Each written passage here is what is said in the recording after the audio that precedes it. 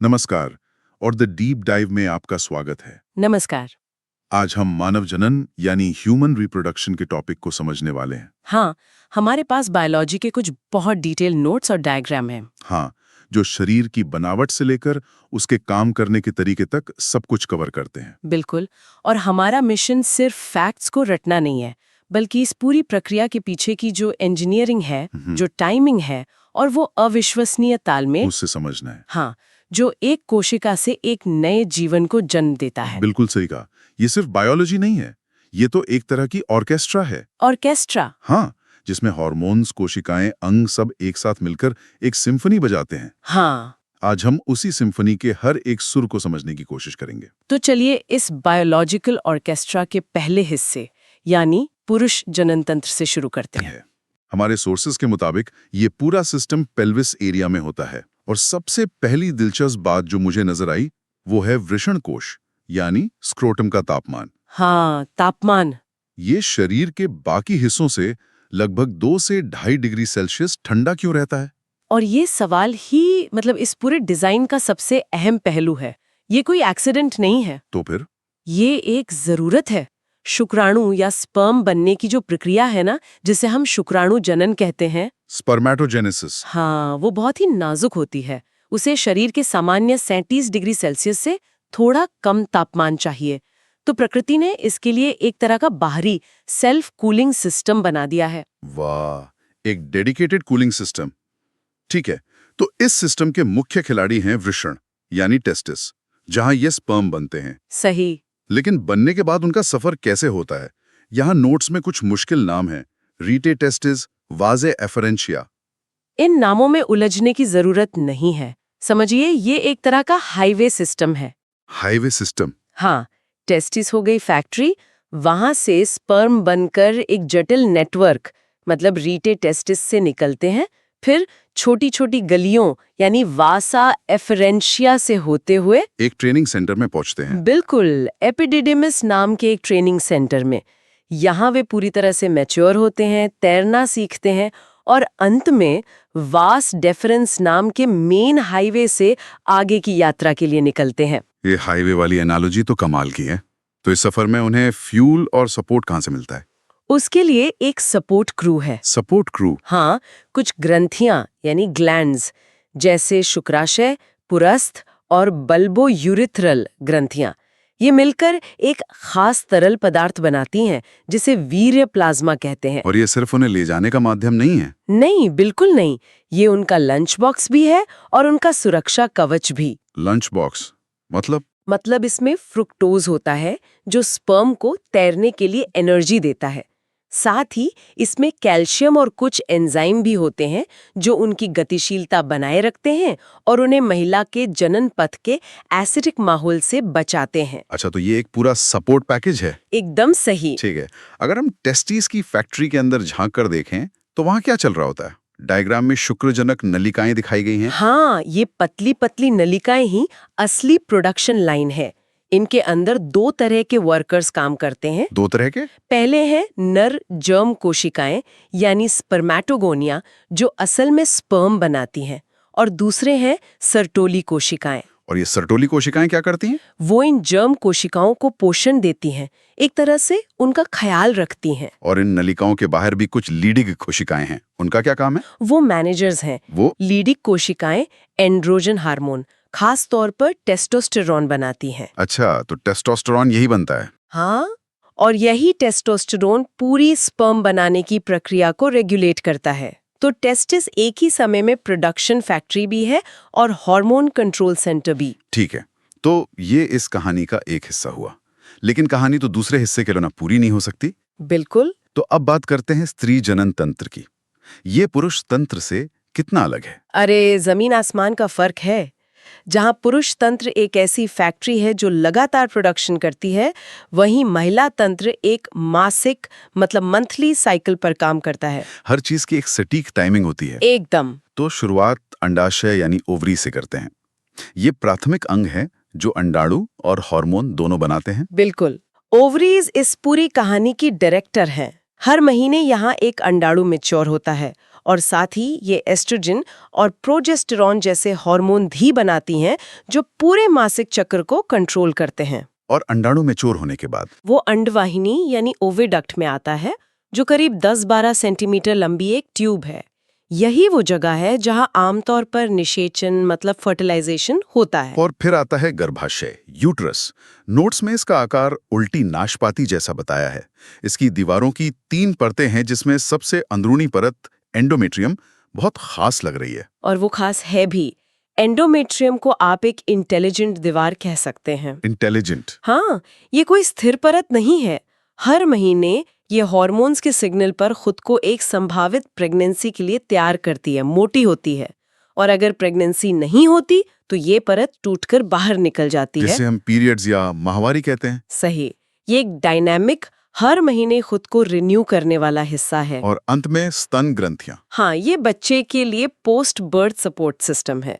तो अब हमने दोनों सिस्टम्स का हार्डवेयर देख लिया है। लेकिन असली जादू तो तब शुरू होता है जब इनका सॉफ्टवेयर यानी हार्मोन्स काम करना शुरू करते हैं। बिल्कुल। तो चलिए अब इन प्रक्रियाओं को समझते हैं। शुक्राणु जनन की बात तो हमने की कि वो लगातार चलता रहता है, लेकिन अंडा जनन यानी अंडाणु बनने की प्रक्रिया में एक बहुत चौंकाने वाली बात है। ये भ्रूण अवस्था में ही शुरू हो जाती है। हाँ, और ये एक बहुत बहुत बड़ा अंतर है। एक महिला जितने अंडाणुओं के साथ पैदा होती है, पूरी जिंदगी उतने ही रहते हैं। क्या मतलब जन्म के बाद कोई नया अंडाणु नहीं बनता? नहीं, ये एक लिमिटेड सप्लाई है जो प्यूबर्टी से लेकर मेनोपॉज तक हर महीने एक एक करके इस्तेमाल होती है। ये तो वाकई हैरान करने वाली बात है। तो हर महीने ओवरी के अंदर होता क्या है? ये ग्राफियन पुटक क्या है? इसे ऐसे समझिए कि हर अंडाणु एक छोटे से घर में रहता है, जिसे पुटक या फॉलिकल कहते हैं। अच्छा। हर महीने कुछ फॉलिकल्स बड़े होना शुरू होते हैं, लेकिन आमतौर पर सिर्फ एक ही पूरी तरह से मैच्योर हो पाता है, जिसे ग्राफियन फॉलिकल कहते हैं। और फिर जब ये मैच्योर फॉलिकल फटता है तो उसमें से अंडाणु बाहर निकलता है। इसी घटना को अंडोत्सर्ग या ओव्यूलेशन कहते हैं। और यही ओव्यूलेशन हमें आर्तव चक्र यानी मेंस्ट्रुअल साइकिल पर ले आता है। सही। ये लगभग 28 दिनों का चक्र है और हमारे पास जो ग्राफ है वो इसे बहुत अच्छे से दिखाता है। इसमें हार्मोन्स के लेवल ऊपर नीचे हो रहे हैं। ये सब क्या हो रहा है? ये एक बहुत ही खूबसूरत हार्मोनल बातचीत है। देखिए, दिमाग में बैठी पिट्यूटरी ग्रंथि FSH और LH नाम के 2 हार्मोन्स भेजती है। FSH और LH। FSH फॉलिकल को बड़ा होने का सिग्नल देता है। जैसे जैसे फॉलिकल बड़ा होता है, वो ईस्ट्रोजन हार्मोन बनाता है। और एस्ट्रोजन? ईस्ट्रोजन गर्भाशय की एंड्रोमीट्रियम परत को मोटा होने के लिए कहता है। अच्छा। और फिर ग्राफ में लगभग 14वें दिन LH का लेवल अचानक बहुत तेजी से बढ़ता है। इसे LH सर्ज लिखा गया है। यही इस साइकिल का सबसे बड़ा टर्निंग पॉइंट है। ये LH सर्ज ही उस मैच्योर ग्राफियन फॉलिकल को फोड़ने का सिग्नल है। जैसे ये होता है, ओव्यूलेशन हो जाता है। तो LH सर्ज की वजह से ओव्यूलेशन होता है। हाँ। और इसके बाद वो फटा हुआ फॉलिकल एक नई चीज में बदल जाता है, जिसे पीतपिंड या कॉर्पस ल्यूटियम कहते हैं, और ये प्रोजेस्टेरॉन बनाना शुरू कर देता है। और प्रोजेस्टेरॉन एंडोमेट्रियम को प्रेगनेंसी के लिए तैयार रखता है। बिल्कुल। तो ये एक चेन रिएक्शन जैसा है।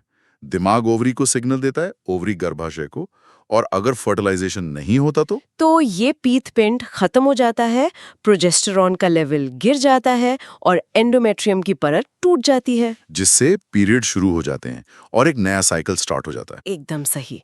ये एक जटिल और सटीक हार्मोनल संवाद है। ठीक है, तो मान लेते हैं कि ओव्यूलेशन के बाद अंडाणु अंडवाहिनी में है और वहां शुक्राणु भी पहुंच जाते हैं। तब क्या होता है? तब होता है फर्टिलाइजेशन। लाखों शुक्राणु इस रेस में होते हैं, लेकिन आमतौर पर सिर्फ एक ही सफल हो पाता है। सिर्फ एक? हाँ, जैसे ही एक शुक्राणु अंडाणु की बाहरी परत ज़ोना पेल्यूसिडा को भेदता है, वो परत तुरंत खुद को सील कर लेती है। एक तरह का दरवाजा बंद सिग्नल, ताकि कोई और स्पर्म अंदर ना आ सके। सही। ये तो एक तरह का बायोलॉजिकल सिक्योरिटी सिस्टम है। और नोट्स के मुताबिक इसी पल ये भी तय हो जाता है कि बच्चे का लिंग क्या होगा। हाँ, ये बहुत सरल जेनेटिक्स पर आधारित है। माँ से आने वाले अंडाणु में हमेशा X क्रोमोसोम होता है। हमेशा X? हाँ, लेकिन पिता से आने वाले शुक्राणु में या तो X हो सकता है या Y। अगर X वाला शुक्राणु फर्टिलाइज करता है तो लड़की XX बनती है। और अगर Y वाला करता है तो लड़का XY बनता है। मतलब बच्चे का लिंग पिता के क्रोमोसोम पर निर्भर करता है। बिल्कुल। तो फर्टिलाइजेशन के बाद जो एक कोशिका बनती है उसे युग्मनाज या जाइगोट कहते हैं। हाँ। अब इसका क्या होता है? अब एक अविश्वसनीय यात्रा शुरू होती है। वो अकेली कोशिका तेजी से विभाजित होना शुरू कर देती है। 2, 4, 8, 16 इसे विदलन कहते हैं। क्लीवेज। ऊतक या मोरूला कहते हैं।